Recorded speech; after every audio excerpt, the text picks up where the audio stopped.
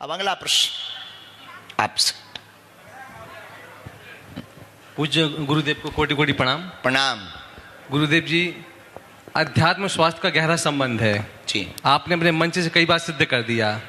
कई अप्रत्याशित घटनाएं हुई, ऐसा लगा कई मरीज आए, मेडिकल साइंस ने मना कर दिया कि आप ठीक नहीं हो सकते, वो मरीज भी आपके यहाँ ठीक हुए।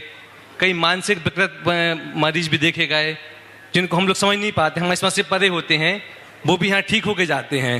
तो महाराज, ये कौन सी शक्ति है, इसका मार्गदर्शन दें। बहुत सुंदर और लॉजिकली प्रश्न है इनका डॉक्टर साहब का। डॉक्टर साहब, एक है आयुर्वेदिक चिकित्सा, आपके पास में कौन सी चिकित्सा है?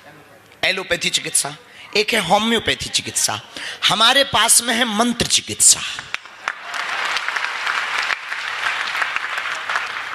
जो काम एलोपैथी करती है, होम्योपैथी करती है, अगर इन पर भरोसा है और सामने वाला व्यक्ति डिवोटी है, उसके अंदर आस्था है। वैसे मेंटल पर कोई आस्था का प्रभाव नहीं पड़ता है, पागल पर क्या आस्था का प्रभाव पड़ेगा।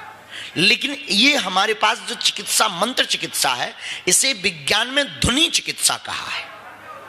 एक ध्वनि चिकित्सा है। जैसे आपने पढ़ा होगा अखबार में कि एक व्यक्ति, सरदार जी ने महामृत्युंजय का मंत्र जाप करके अपने ब्रेन का कैंसर ठीक कर लिया, हार्ट की समस्या ठीक हो गई रुद्राक्ष पहनने से और महामृत्युंजय के जाप से और प्राणायाम करने से। यह है ध्वनि चिकित्सा। ध्वनि चिकित्सा से ब्रेन की जो डेड सेल्स हैं, वो सेल जागृत हो जाते हैं और उनके जागृत होने से व्यक्ति स्वस्थ हो जाता है, और इसी का नाम चमत्कार है। अब आप कहेंगे कि वो व्यक्ति तो सामर्थ्य नहीं है, मेंटल है, फिर हम बागेश्वर धाम पर आप उसको कैसे ठीक कर देते हो? सामने वाला तैयार नहीं, सामने वाले को पता भी नहीं है ध्वनि चिकित्सा के बारे में। तो बागेश्वर धाम पर जैसे ही वो आता है, तो हमारी प्राचीन भारत में ऋषि परंपरा में शक्तिपात की एक विधा है जो हमारे पास है। शक्तिपात को आपकी अंग्रेजी में कहते हैं पावर ट्रांसफर। आपकी अंग्रेजी में कहते हैं पावर ट्रांसफर।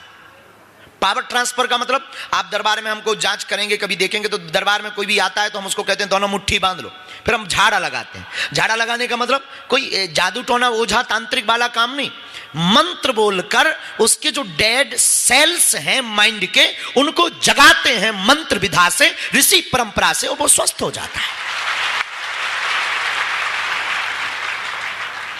शक्तिपात, शक्तिपात मतलब पावर ट्रांसफर। पावर ट्रांसफर मतलब एनर्जी ट्रांसफर, भीतर से बूस्ट मिलता है। जो हमारे पास तपस्या की, साधना की, हमारे गुरुजी ने जो हमें चेतना दे रखी, जो हमारे गुरुजी ने हमें शक्ति दे रखी, जो हमारे गुरुजी ने हमें पावर दे रखी, उस पावर का प्रयोग सामने वाले अमुक अर्जीकर्ता के व्यक्ति पर, बॉडी पर करते हैं और वो ठीक हो जाता है। इसी का नाम चमत्कार है।